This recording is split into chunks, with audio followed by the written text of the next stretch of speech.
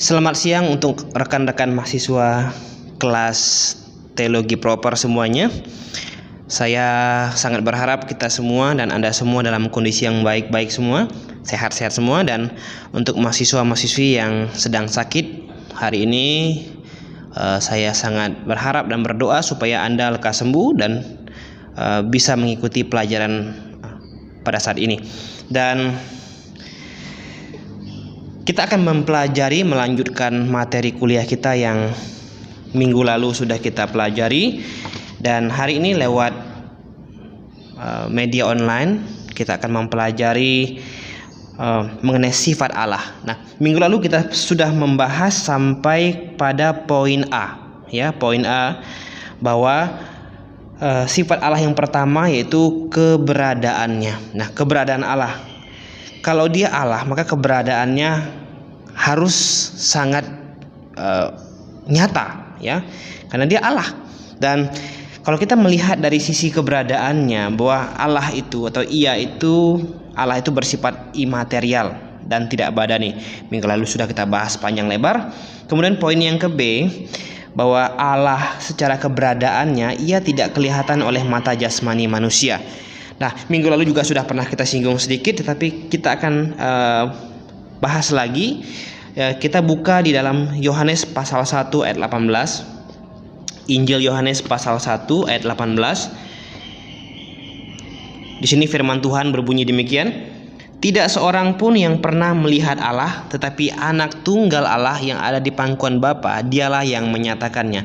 Kita sudah pernah bahas bahwa tidak ada satu orang pun yang pernah melihat Allah. Allah di sini lebih mengacu kepada Allah Bapa. Tetapi anaknya yang tunggal, siapa ini? Ini Yesus Kristus, ya, anak Allah. Dialah yang menyatakannya. Jadi Yesus, ketika Yesus bilang melihat aku sama dengan melihat Bapa, ini sebenarnya paralel sama pengertiannya dengan Injil Yohanes pasal 1 ayat 18 ini, bahwa barang siapa ingin melihat Allah, ingin melihat Bapa, cukup melihat Yesus Kristus pada saat itu, karena Yesus Kristus sudah merepresentasikan Allah Bapa itu sendiri, karena mereka adalah satu, ya, satu kesatuan yang disebut Allah. Kemudian kita buka kembali di dalam Kolose pasal 1 ayat 15. Kolose pasal 1 ayat 15. Di sini berbunyi, Kolose pasal 1 ayat 15. Maaf. Ya, Kolose 1 ayat 15. Di sini firman Tuhan berkata, ia adalah gambar Allah yang tidak kelihatan, yang sulung, lebih utama dari segala yang diciptakan. Nah, ia di sini siapa? Ia adalah gambar Allah. Ia di sini adalah Yesus Kristus. Yesus Kristus adalah gambar Allah yang tidak kelihatan. Jadi yang tidak kelihatan itu adalah Allah Bapa, tapi Yesus Kristus ini gambarannya. Jadi melihat Yesus Kristus pada saat itu sama dengan sudah melihat Bapa. Nah, jadi rekan-rekan mahasiswa semuanya, jadi berdasarkan keberadaannya Allah memang tidak terlihat, tidak badaniah, ya. Tetapi oleh Yesus Kristus Allah itu dinyatakan lewat kuasanya, lewat kepribadiannya, lewat mujizatnya, lewat kasihnya, dan semua yang ada dalam diri Allah itu sudah ditampilkan, ditampakkan oleh Yesus Kristus sebenarnya.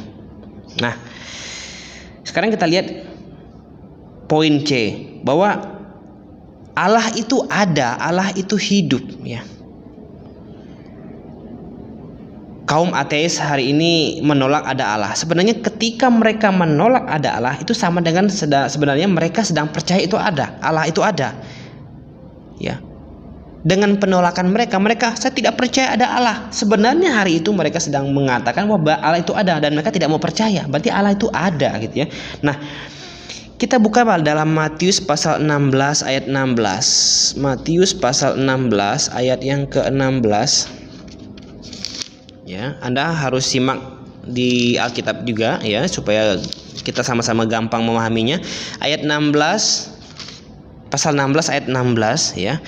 Injil Matius 16 ayat 16. Firman Tuhan berbunyi demikian. Ya. Maka jawab Simon Petrus, "Engkau adalah Mesias, anak Allah yang hidup." Jadi anak dari Allah yang hidup maksudnya. Jadi gini, ketika Yesus bertanya, "Menurut kamu siapakah aku ini, Simon?" Dan Petrus atau Simon Petrus menjawab dengan sangat jelas dan pernyataan yang super eksklusif. Petrus bilang kalau engkau adalah Mesias. Yesus adalah Mesias. Ya, Mesias itu artinya yang diurapi. Jadi Yesus ini adalah yang diurapi, anak Allah yang hidup. Jadi Allah itu hidup, Allah tidak mati, ya. Oleh sebab itu berdasarkan keberadaannya Allah itu hidup dan terbukti Allah itu berfirman. Allah yang hidup adalah Allah yang berfirman. Nah, hari ini firman Allah ada di tangan kita. Oke. Kita lihat poin yang gede. Ya. Selain Ia hidup, Allah itu seorang pribadi. Nah, di atas tadi kita sudah bahas bahwa Allah itu sifatnya immaterial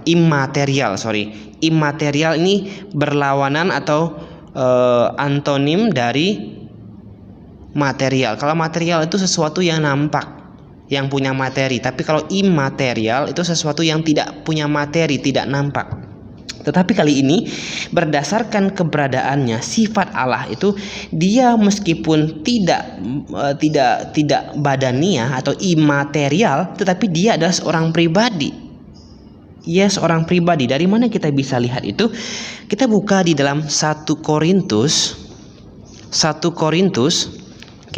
pasal 2 ayat yang ke-10. 1 Korintus pasal 2 ayat yang ke-10.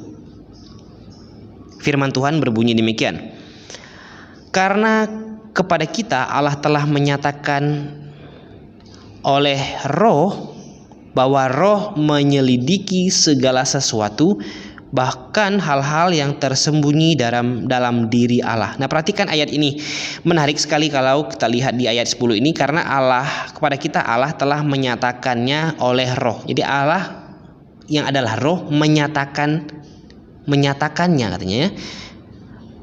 Sebab Roh menyelidiki. Perhatikan kata menyelidiki di situ. Allah memiliki kesadaran diri, ya, menyelidiki segala sesuatu yang tersembunyi di dalam diri Allah. Jadi selain dia bisa menyelidiki, hanya seorang pribadi yang bisa melakukan menyelidiki, dan apa yang dia selidiki di situ katanya hal-hal yang tersembunyi di dalam diri Allah. Artinya hal-hal yang tersembunyi dalam dirinya sendiri, ya. Jadi kita lihat di sini bahwa dia punya kesadaran diri dan dia bisa melakukan tindakan pribadi. Menyelidiki ini kan tindakan dari sebuah pribadi. Kalau bukan pribadi, tidak mungkin dia bisa menyelidiki itu maksudnya ya. Jadi kita lihat di sini bahwa Allah itu meskipun dia roh, dia tidak badani, tetapi dia seorang pribadi. Nah, ini yang menarik dari Allah ini. Kok bisa begitu, Pak? Rasanya mustahil roh tapi bisa pribadi. Nah, sekali lagi kalau kita bertanya mengapa begitu, berarti kita sedang melupakan bahwa Allah itu adalah maha kuasa. Ya, orang-orang yang terganjal pikirannya, Allah kan roh, tapi dia kok pribadi? Kok bisa ya? Dia lupa bahwa Allah namanya Allah, maka dia adalah Allah yang maha kuasa. Dia bisa saja bikin apa saja di muka bumi, terserah dia, karena dia maha kuasa. Nah, saudara-saudari, rekan-rekan mahasiswa semuanya, selain dia adalah seorang pribadi, ya, dia memiliki kesadaran diri tadi. Contoh Allah, bukti Allah seorang pribadi, selain dia memiliki kesadaran diri, dia memiliki kehendak. Kalau dia bukan pribadi, maka dia tidak bisa memiliki kehendak. Tapi ini dia punya kehendak. Coba kita buka dalam Roma pasal 9. Roma pasal 9. Oke, Roma 9 ayat yang ke-11. Roma 9 ayat yang ke-11. Mari kita gali. Roma 9 ayat 11 berkata, sebab waktu anak-anak itu belum dilahirkan dan belum melakukan yang baik atau yang jahat, supaya rencana Allah tentang pemilihannya diteguhkan, bukan berdasarkan perbuatan, tetapi berdasarkan panggilan. Nah, dari ayat 11 ini ditampilkan bahwa Allah itu punya kehendak di situ. Ya. Supaya rencana Allah punya rencana. Orang yang punya rencana berarti orang itu punya kehendak. Nah, Allah di sini punya rencana, artinya Allah punya kehendak. Jadi, meskipun dia roh, tapi dia adalah seorang pribadi. Dan buktinya tadi sudah kita lihat bahwa dia punya kesadaran diri dan dia juga punya kehendak. Itu Allah, ya. Sesuatu pribadi yang sangat-sangat menakjubkan dan tidak akan pernah habis-habisnya untuk kita pelajari. Nah, masih dalam sifat Allah berdasarkan keberadaannya, kita akan lihat poin E. Ia adalah satu. Nah, ini kita sedang bicara mengenai Tritunggal, ya. Hari ini sangat heboh, sangat booming sekali materi tentang Tritunggal ini, karena banyak orang yang tidak percaya Allah itu Tritunggal, tapi ada juga kelompok yang percaya Allah itu Tritunggal. Nah, begini kita lihat dalam Ulangan kalau begitu, ya. Ulangan pasal yang keempat,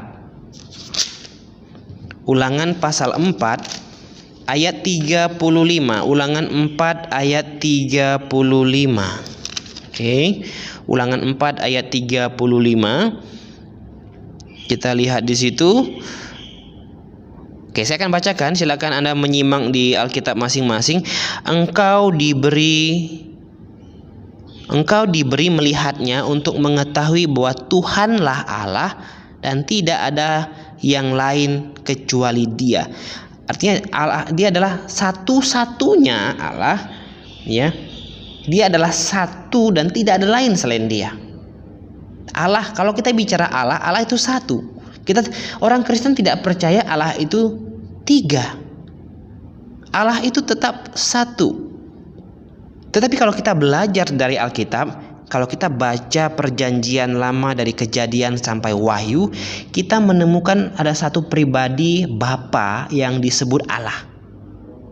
Banyak sekali ayat-ayatnya. Kita tidak ada waktu untuk membahasnya. Kemudian ketika kita membaca firman Tuhan lagi dari Kejadian sampai Wahyu, kita menemukan bahwa ada satu pribadi yang juga disebut Allah, yang disebut Yesus Kristus, atau dia punya julukan banyak sekali, seperti dia disebut anak Allah, ya, anak manusia. Tapi dia juga disamakan dengan Allah Bapa, dan dia juga disebut Allah anak sebutannya, atau anak Allah, atau firman, atau Yesus Kristus. Dan dia adalah Allah, karena dia bilang apa? Aku dan Bapa adalah satu. Melihat aku sama dengan melihat Bapa. Ini menunjukkan kesetaraan mereka. Oke. Ketika kita membaca kitab dari Kejadian sampai Wahyu kembali, dan kita menemukan ada pribadi yang ketiga yang disebut Roh Kudus, Roh Allah. Nah, tetapi Roh Allah atau Roh Kudus ini, atau Roh Yesus Kristus ini juga, ini juga dipanggil atau disebut Allah gitu. Allah Roh, ya. Nah, Allah punya tiga pribadi, tetapi mereka satu kesatuan.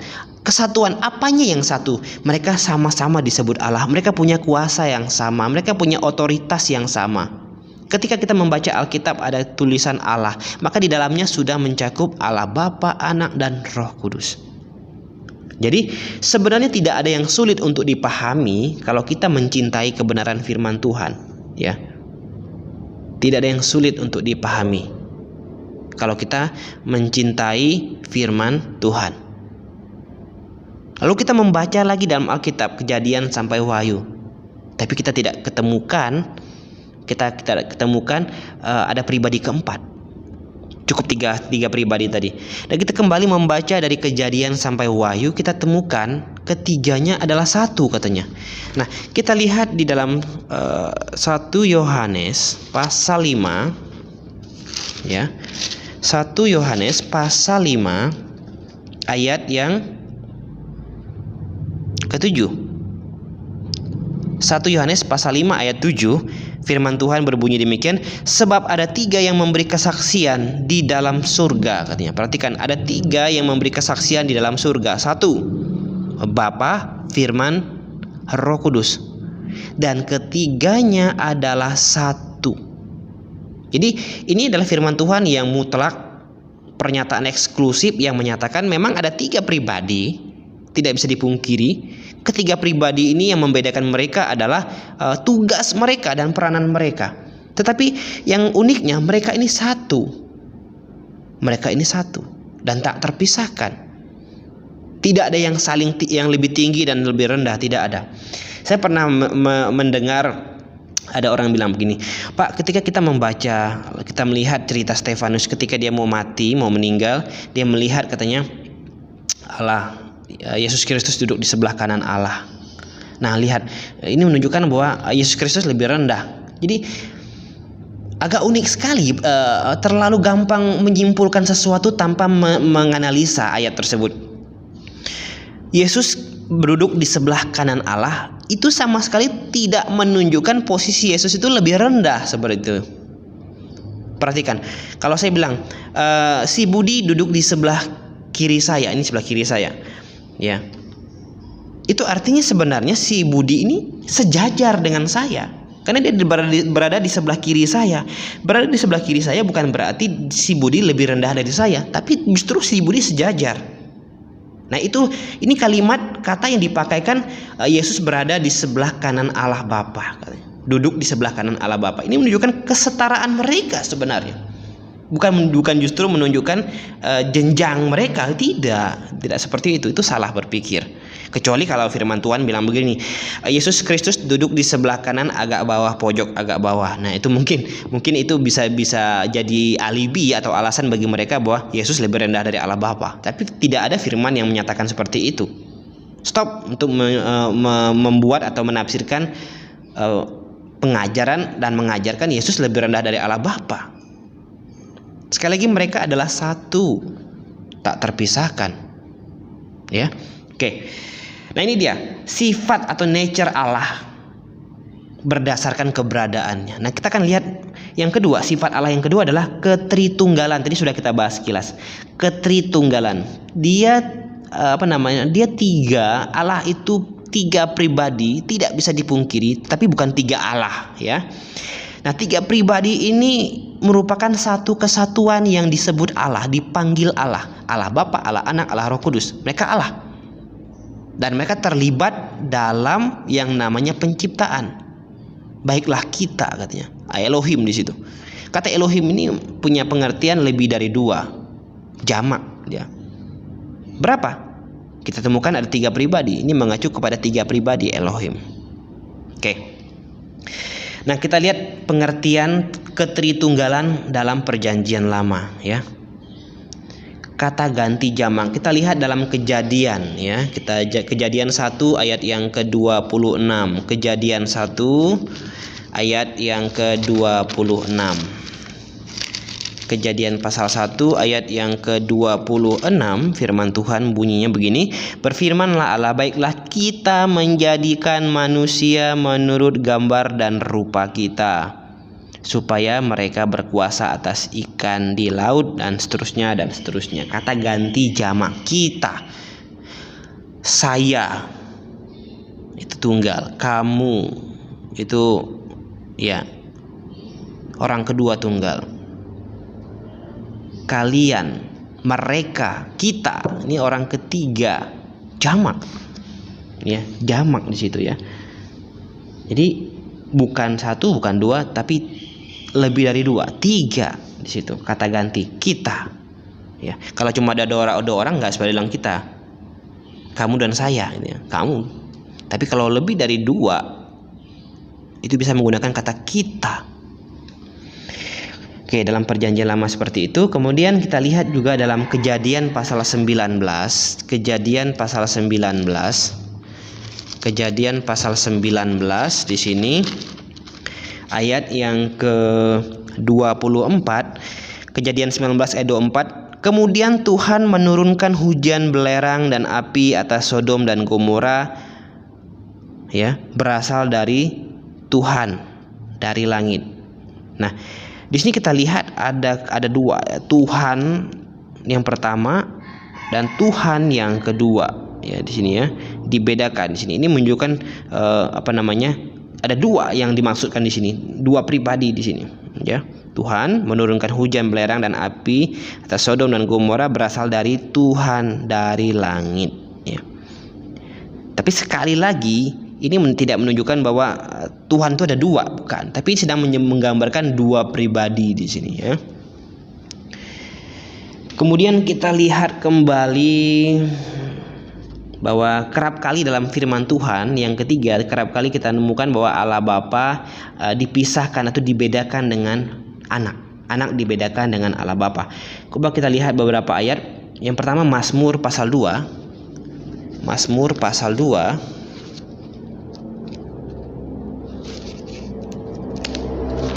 Mazmur pasal 2 ayat yang ke-7. Ya, aku mau menceritakan tentang ketetapan Tuhan.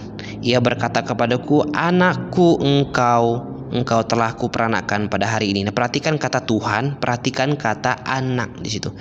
Anak di situ huruf besar, Tuhan juga huruf besar. Jadi dibedakan ya, dibedakan, ada sebuah pembedaan. Tetapi pembedaan ini bukan menunjukkan mereka itu satu lebih tinggi daripada yang lain, tidak ya, justru menunjukkan bahwa ada dua pribadi yang sedang ditampilkan, yang sedang disampaikan oleh pemazmur kali ini ya. Selain itu, terkadang juga roh dibedakan, Roh Kudus juga dibedakan dari Allah ya, Roh Kudus dibedakan dari Allah. Coba kita buka Bilangan pasal yang ke-27. Bilangan pasal 27. Oke. Bilangan 27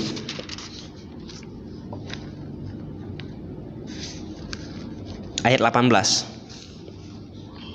Bilangan 27 ayat 18. Lalu Tuhan berfirman kepada Musa, ambillah Yosua bin Nun seorang yang penuh roh. Ya, letakkanlah tanganmu atasnya. Nah, di sini juga dalam ayat 18 ini yang ada dua pribadi ya, Tuhan ya, Tuhan di sini, kemudian ini kedua roh di situ yang penuh roh ya. Kerap kali memang sering dibedakan. Tetapi sekali lagi bukan berarti roh lebih rendah daripada Bapa maksudnya, tapi justru dalam ayat ini sedang bekerja dua pribadi Allah tadi ya, Allah Bapa dan Allah Roh Kudus. Ya, jadi hilangkan prasangka buruk, hilangkan hati jahat yang berusaha untuk mencari celah bahwa ada jenjang-jenjang seperti piramida ya, di mana Allah Bapa paling tinggi, kedua Allah Anak, ketiga Roh Kudus. Ya, ini pengertian yang kacau. Walaupun sebenarnya banyak sekali para dokter, ahli-ahli teologi yang tidak percaya Allah Tritunggal ini. Tapi sayang sekali ya, Alkitab menjelaskan memang ada tiga pribadi, itu tidak bisa dipungkiri, tetapi ketiga-tiganya satu, itu yang disebut dengan Allah ya, paham ya. Kemudian dalam perjanjian lama untuk menjelaskan Tritunggalnya ini kita buka dalam Yesaya pasal 6. Yesaya pasal 6. Kita akan banyak sekali akan membuka, menyelidiki firman Tuhan, dan saya sangat berharap Anda ya rajin membuka firman Tuhan, ya rajin membuka Alkitab dan menandainya, supaya satu hari ketika Anda ditanya orang dan Anda bisa menjawab dengan ada sebuah tanda-tanda firman Tuhan yang sudah Anda berikan di dalam Alkitab Anda. Oke? Pasal 6 ayat yang ketiga. Pasal 6 ayat yang ketiga. Saya akan bacakan di sini. Pasal 6 ayat yang ketiga. Yesaya pasal 6 ayat yang ketiga. Dan mereka berseru seorang kepada seorang, katanya, Kudus, kudus, kuduslah Tuhan semesta alam, seluruh bumi penuh kemuliaannya ya. Dan mereka berseru seorang kepada yang lain, Kudus, kudus, kuduslah Tuhan. Ada penggunaan 3 kali kata kudus, kudus, kuduslah Tuhan di sini ya. kudus, kuduslah. Ini bukan suatu tanpa alasan sebenarnya. Kudus, kudus, kuduslah Tuhan. Artinya si Yesaya ini sangat paham, karena Yesaya sedang diinspirasikan oleh Allah untuk menuliskan firman-Nya supaya bisa kita baca hari ini. Ya. Ada 3 pribadi dan ketiga-tiganya kudus di situ. Ya. Kemudian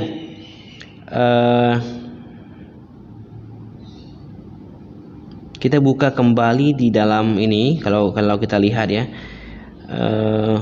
seringkali dalam perjanjian lama ada malaikat Tuhan, ya, malaikat Tuhan, ya. Coba kita buka di dalam Kejadian pasal 16, tapi ini agak panjang. Nanti silakan Anda baca, ya, Anda baca di rumah. Kejadian pasal 16 ayat 7 sampai 14. Kejadian 16 ayat yang ke-7 sampai yang ke-14. Nah, di sini ini cerita tentang Hagar dan Ismail, ya. Hagar dan Ismail di sini. Anda lihat dari ayat 7 sampai yang ke-16. Oke. Enggak apa-apa, kita baca sekilas, ya. Lalu malaikat Tuhan, perhatikan kata ayat ke-7, malaikat Tuhan menjumpainya dekat suatu mata air di padang gurun, yakni dekat mata air di jalan ke Syur. Katanya, Hagar, hamba Sarai, dari manakah datangmu dan kemanakah pergimu? Jawabnya, aku lari meninggalkan Sarai nyonyaku. Lalu kata malaikat Tuhan, perhatikan malaikat Tuhan, huruf besar semua Tuhannya, ya, berkata kepadanya, kembalilah kepada nyonyamu, biarkanlah engkau ditindas di bawah kekuasaannya. Ayat 10 lagi kata malaikat Tuhan, ayat besar ini, huruf besar semua, itu berkata kepadanya, aku akan membuat sangat banyak keturunanmu sehingga tidak dapat dihitung karena banyaknya. Selanjutnya kata malaikat Tuhan itu kepadanya, engkau mengandung dan akan melahirkan seorang anak laki-laki dan akan menamainya Ismail, sebab Tuhan telah mendengar tentang penindasan atasmu.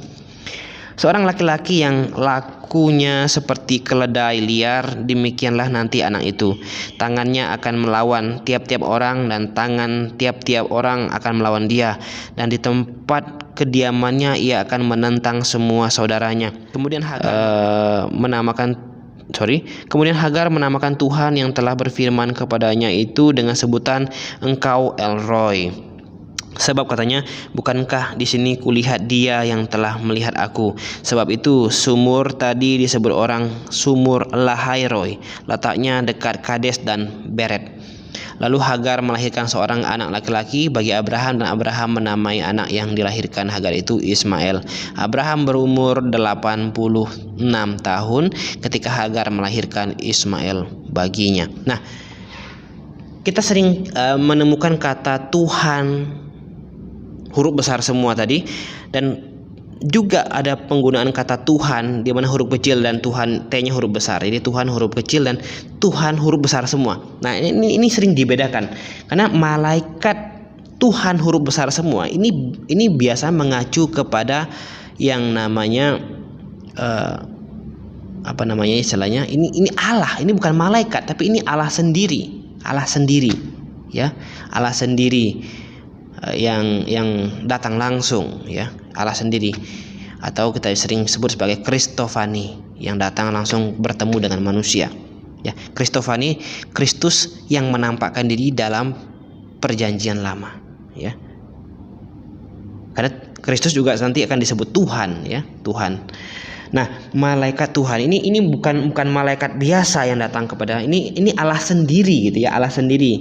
Dalam hal ini Kristofani, penampakan Kristus dalam perjanjian lama, ya. Memang sering dibedakan Tuhan huruf besar dan Tuhan huruf kecil. Oke. Nah, kemudian kita buka kembali dalam Yesaya pasal 48. Yesaya 48 poin yang ke-7, ya. Yesaya 48. Yesaya pasal 48.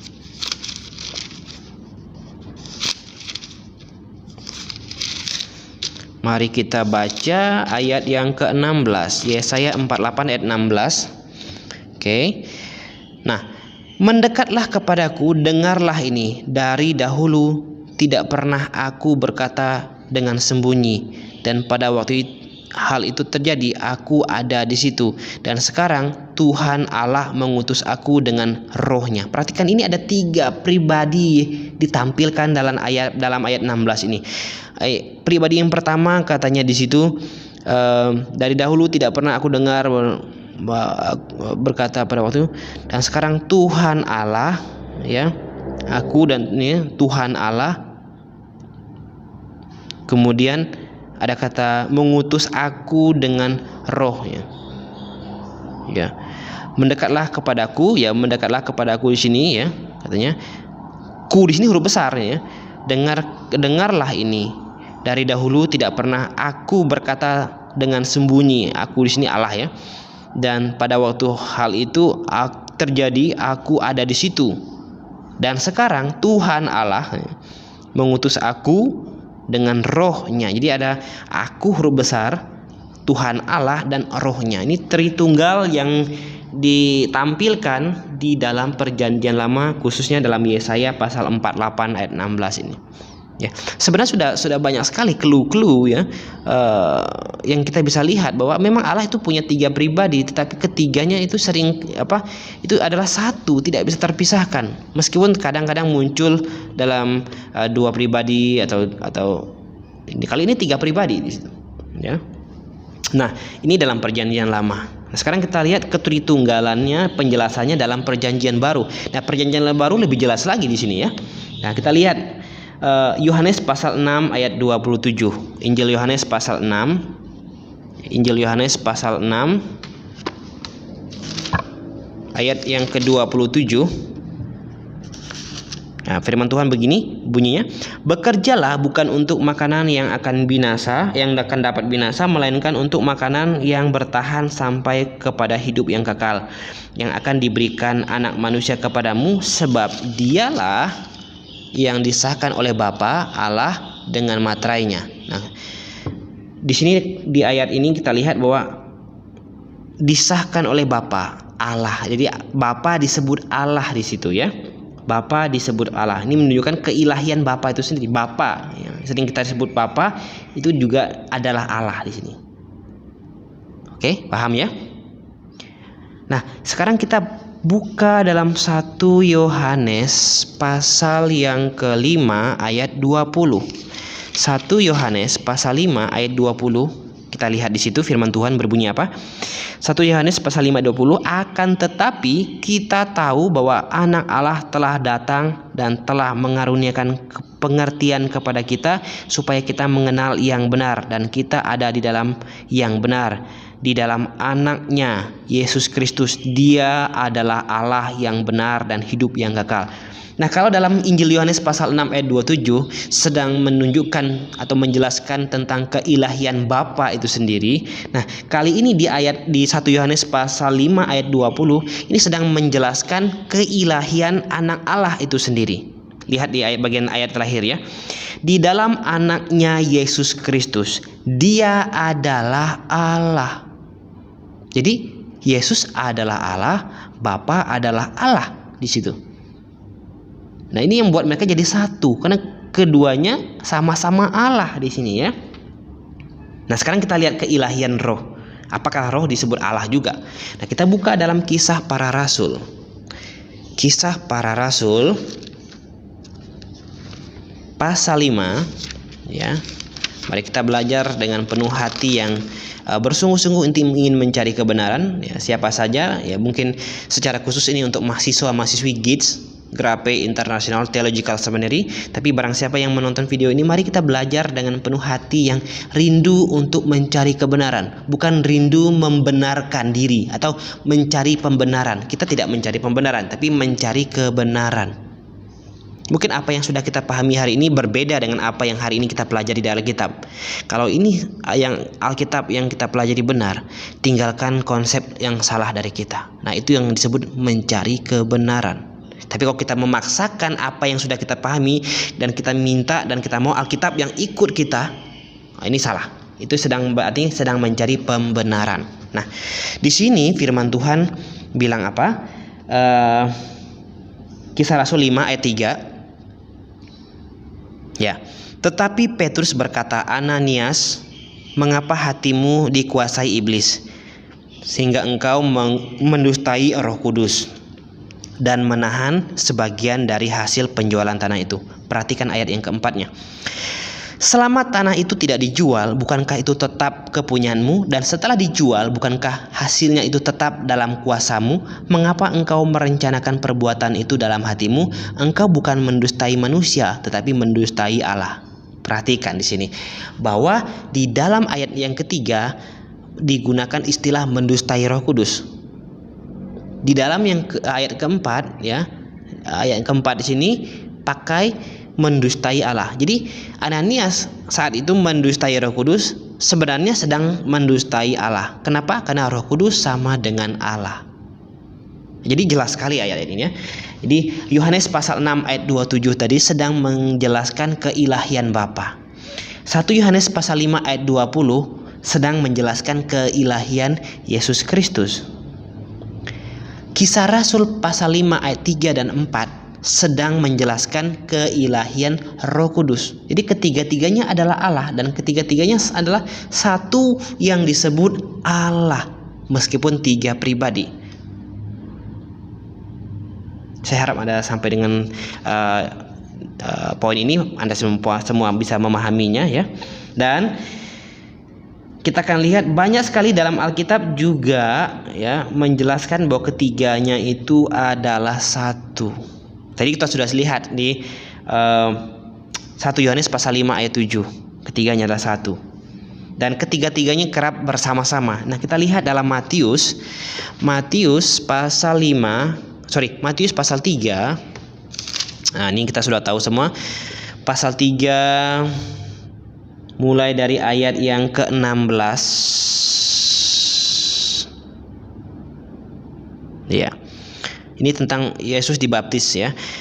Sesudah dibaptis, Yesus segera keluar dari air dan pada waktu itu juga langit terbuka dan ia melihat Roh Allah, ini Roh Kudus, seperti burung merpati turun ke atasnya. Lalu ayat 17, lalu terdengar suara dari surga yang mengatakan, inilah anakku yang kukasihi, kepadanya lah aku berkenan. Nah, dalam pembaptisan Yesus Kristus yang dilakukan oleh Yohanes, ketiga pribadi menunjukkan diri. Yesus adalah pribadi kedua. Roh Kudus dalam bentuk burung merpati turun ke atas Yesus hari itu, dan dari surga ada suara yang berkata, inilah anakku yang kukasihi, kepadanya lah aku berkenan. Ini suara Allah Bapa ya, suara Allah Bapa. Nah, kemudian Matius pasal 28 ayat 19 dan 20. Ini amanan agung ayat 19-20. Karena itu pergilah, jadikanlah semua bangsa muridku dan baptislah mereka dalam nama siapa? Bapa, Anak, dan Roh Kudus. Ya. Tiga pribadi disebut sekaligus. Yang menunjukkan ketiga-tiganya adalah satu dan bersama-sama, tak bisa dipisahkan, karena mereka adalah satu yang disebut Allah. Ya. Banyak sekali sebenarnya di 2 Korintus pasal 13 ayat 14, nanti Anda silakan membaca sendiri ya. Di 2 Korintus 13 ayat 14 dan 1 Korintus ya. Kita lihat 1 Korintus. Kita lihat 1 Korintusnya. 1 Korintus pasal 12 ya. 1 Korintus pasal 12 ayat 4 dan 6. 1 Korintus 4 sampai 6 maksudnya ya. 1 Korintus pasal 12 ayat 4 sampai 6. Ada rupa-rupa karunia tetapi satu roh, dan ada rupa-rupa pelayanan tapi satu Tuhan, dan ada berbagai-bagai perbuatan ajaib tetapi Allah adalah satu yang mengerjakan semua dalam semua orang. Perhatikan, ayat 4 disebut satu roh, ayat 5 disebut satu Tuhan. Roh di sini Roh Kudus, Tuhan di sini mengacu kepada Yesus Kristus, dan berbagai perbuatan ajaib tetapi Allah, kata Allah adalah satu Bapa, dan mereka adalah satu di situ. Saya pikir ini sudah sangat-sangat mendukung bahwa Yesus Allah Tritunggal, tiga pribadi tetapi satu Allah, satu kesatuan yang disebut Allah. Ya. Oke. Johannine koma adalah dalam kitab-kitab Yohanes yang di koma itu disebut dengan Johannine koma ya. Jadi kalau kalian menemukan Injil Yohanes, surat 1, 2, 3 Yohanes, ada yang di koma. Nah, seperti dalam 1 Yohanes pasal 5 ayat 7 dan 8 itu, kita buka sekali lagi 1 Yohanes pasal 5 ayat 7 sampai 8 yang tadi sudah kita lihat. 1 Yohanes pasal 5 ayat 7 sampai 8. Ya, di situ kan ada koma di ayat 7-nya kan. Sebab ada 3 yang memberi kesaksian di dalam surga. Nih, dari di dalam surga itu sampai dengan pasal ayat 8-nya ya. Itu ada komanya. Ini disebut dengan Johannine koma.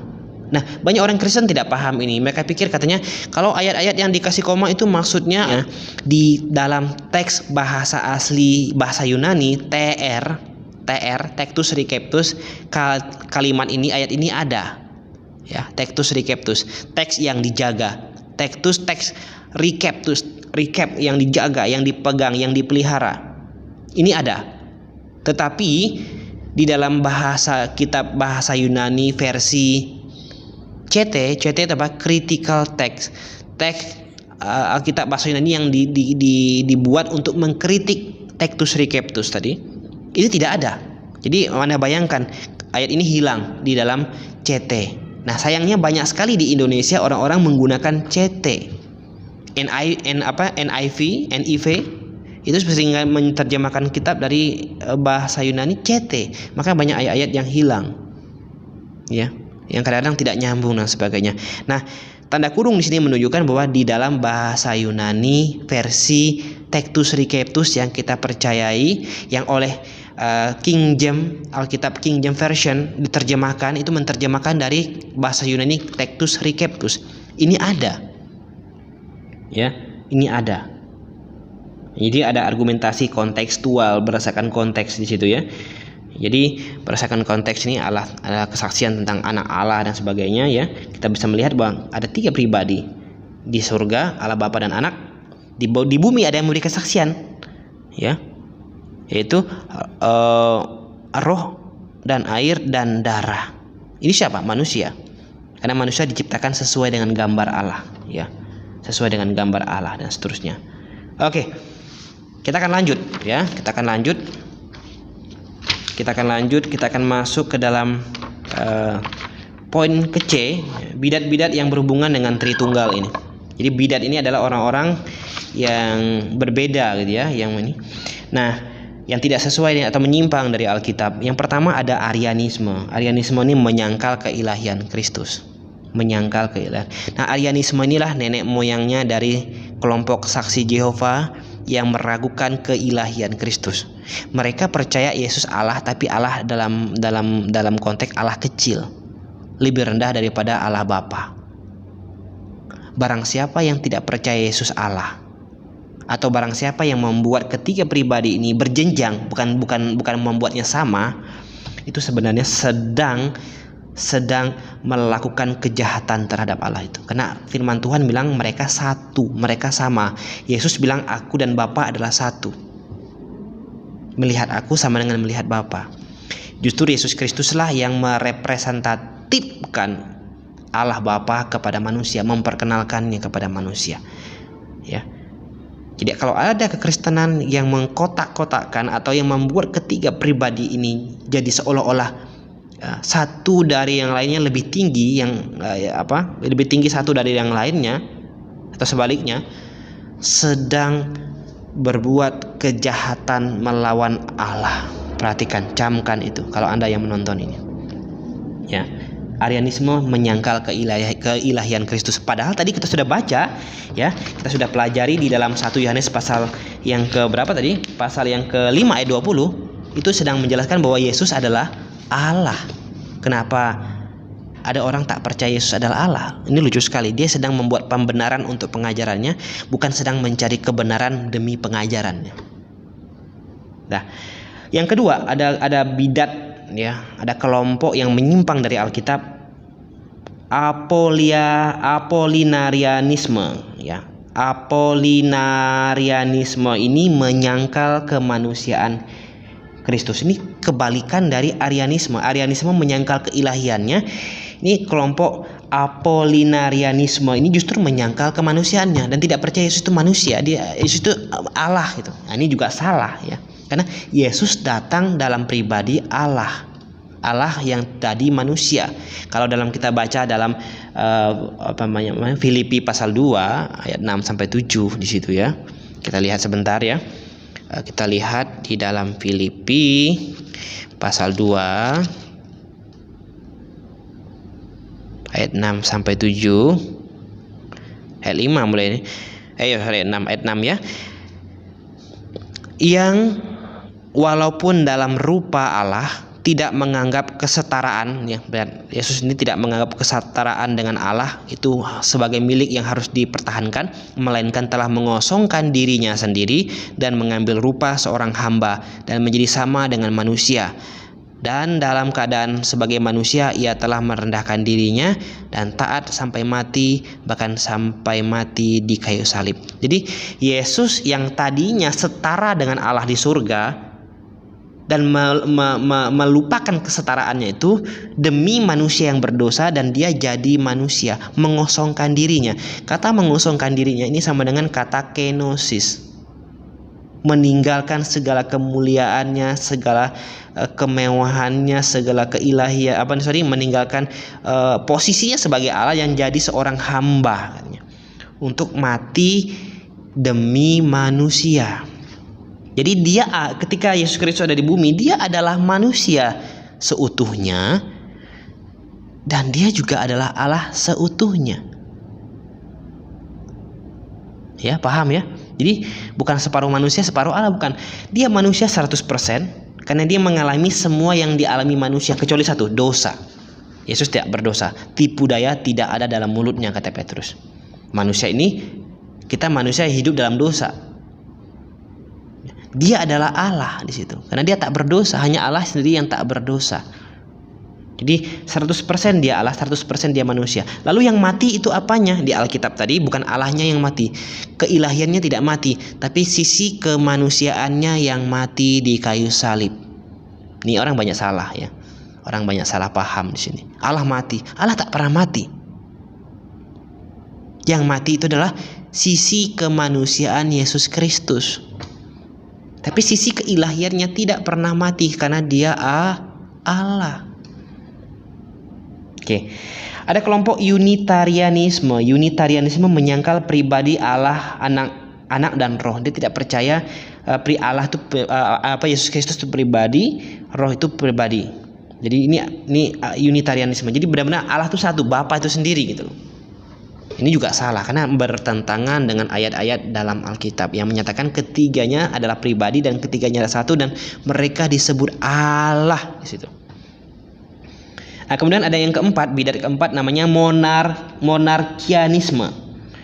Monarkianisme dibagi dua. Ada monarkianisme modalistik, adalah menjelaskan bahwa Allah dimanifestasikan dalam 3 mode, bukan 3 pribadi tapi 3 mode, kayak mode remote ya. Ada mode hot, cool ya. Ada model Allah tidak seperti itu. Allah bukan mode. Tapi Allah itu benar-benar real pribadi. Ini monarkianisme modalistik. Tapi monarkianisme dynamic berpendapat bahwa Allah, anak dan roh itu impersonal. Ya. Jadi anak dan Allah roh itu tidak punya pribadi, impersonal, bukan sebuah personal. Bayangkan seperti itu. Jelas-jelas Yesus ada kok dan hidup kok bisa dibilang nggak berpribadi. Itu kan lucu sekali. Lucu sekali ya. Ini monarkianisme. Oke. Ada yang kelima, ada filioque. Ya, ini filioque ini adalah bidat yang berpendapat meneguhkan bahwa roh berasal dari Bapa dan Anak. Jadi roh Kudus itu bukan Allah, tapi justru dia berasal. Ya, ini mirip dengan Arianisme mungkin ya. Yang Roh Kudus ini ya tenaga, bukan Allah itu sendiri, karena dia berasal dari Bapa dan Anak katanya. Nah, ini juga salah ya. Ini juga salah. Karena sejak penciptaan mereka sudah ada, baiklah kita katanya. Ini sebelum ada yang lain-lain ini, baiklah kita. Ini sudah ada Allah Bapa, Anak dan Roh Kudus. Ya. Tidak ada satu berasal dari yang lain, tidak. Mereka satu satu pribadi. Sudah satu Allah, kesatuan disebut Allah, tapi mereka punya 3 pribadi. Yang keenam ada Kristomonisme. Kristomonisme ini menyangkal Bapa dan Roh. Justru Jesus only. Seringkali dengar Jesus only, hanya Yesus. Yesus Allah, tapi menyangkal kepribadian Bapa, keilahian Bapa, dan menyangkal keilahian Roh Kudus. Oke. Saya pikir materi kita sampai di sini. Nanti kita akan lanjut lagi. Dan saya harap jika ada pertanyaan-pertanyaan kalian bisa semua langsung WhatsApp saya. Kalian bisa langsung bertanya di situ. Kalau nanti ada waktu saya akan jawab di situ. Atau mudah-mudahan pandemi corona dalam beberapa bulan ini turun. Ya, kita berdoa terus dan kita bisa tatap muka kembali, dan di situ kita akan bahas. Oke. Baik. Selamat siang. Kiranya Tuhan Yesus yang menyertai kita semua. Amin.